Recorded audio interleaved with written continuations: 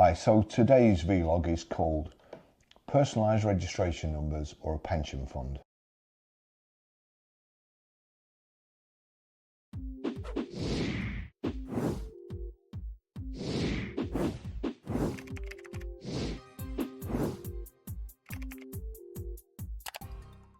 I have a kind of completely useless superpower. I can see words in registration numbers that aren't really there.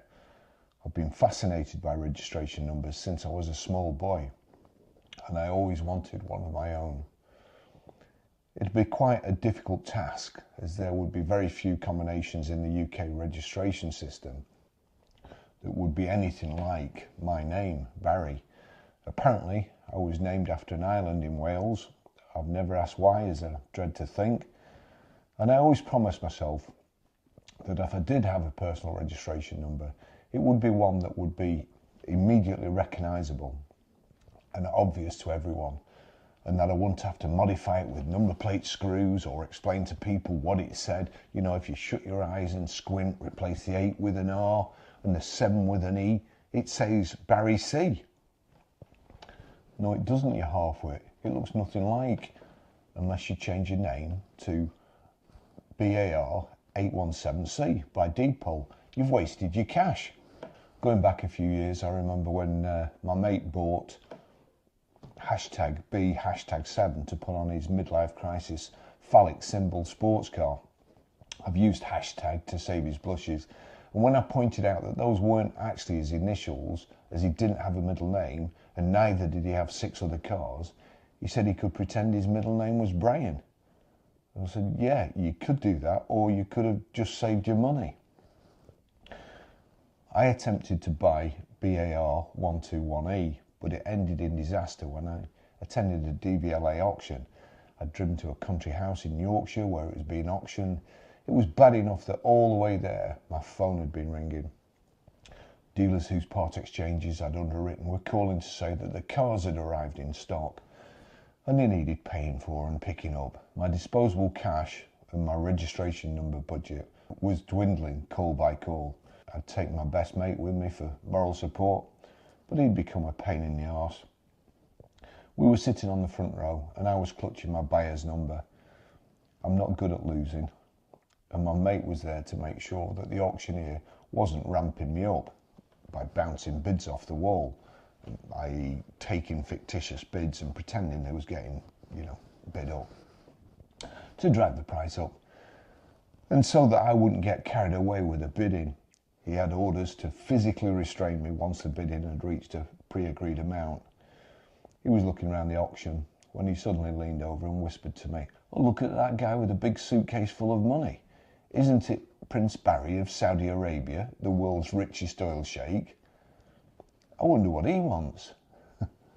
My mate thought he was being hilarious, but he was making me want to knock him out, throw caution to the wind and bid with money that I didn't have and hope I could sell a few cars before I had to pay for it. My strategy was that I wouldn't enter the bidding straight away. If there were any others interested, I'd wait until they dropped out and it was about to be sold. Then, if it was still within my budget, I'd be left in a 2-horse race. Hopefully, the other person who thought he'd already won would have the wind knocked out of the sails. And when I entered into the bidding, they would give up without too much resistance. It was already £2,000 past my upper limit when I turned to my mate and told him, unless he wanted to walk home, he better shut his trap. The auctioneer announced that Barrie was going once, going twice. He lifted his gavel up for the 3rd and final time, but before he brought it down again, I started to bid. My plan failed miserably. My bidding tactic just seemed to annoy the other bidder, and without hesitation, he outbid me every time. I put my hand up. Another £1,500 later, I dropped out, he got the plate, and I skulked out back to my car. The next day, I saw the number plate BAR 121E advertised on a registration website for 4 times the amount that he'd paid. There was no way I would be able to afford it now unless I won the lottery. Several years later, Barrie was still for sale at the same place for £24,995, and I was still annoyed that I'd been outbid that day at the auction.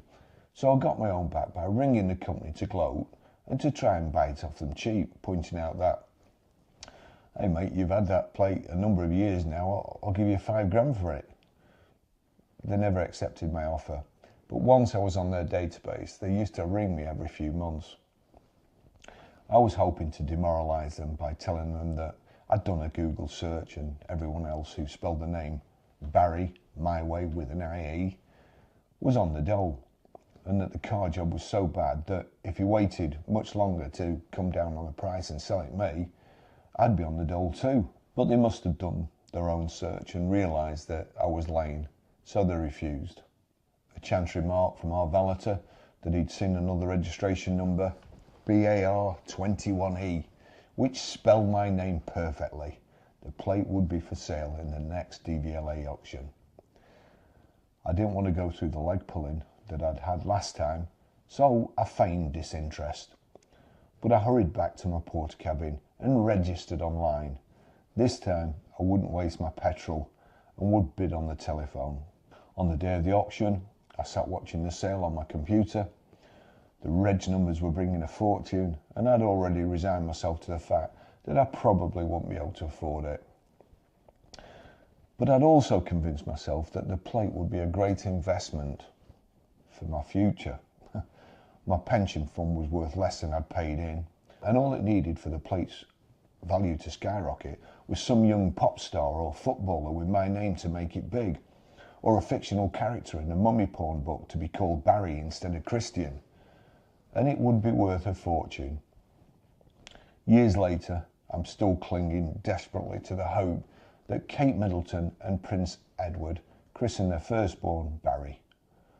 Then in 18 years from now, the offsprings of Kylie, Jason, Clint and Chantels of my generation will be old enough to drive, and hopefully at least one of them will be the equivalent of a .com billionaire and will want a reg number. My proxy bidder called me about 5 minutes before the plate was due to be auctioned.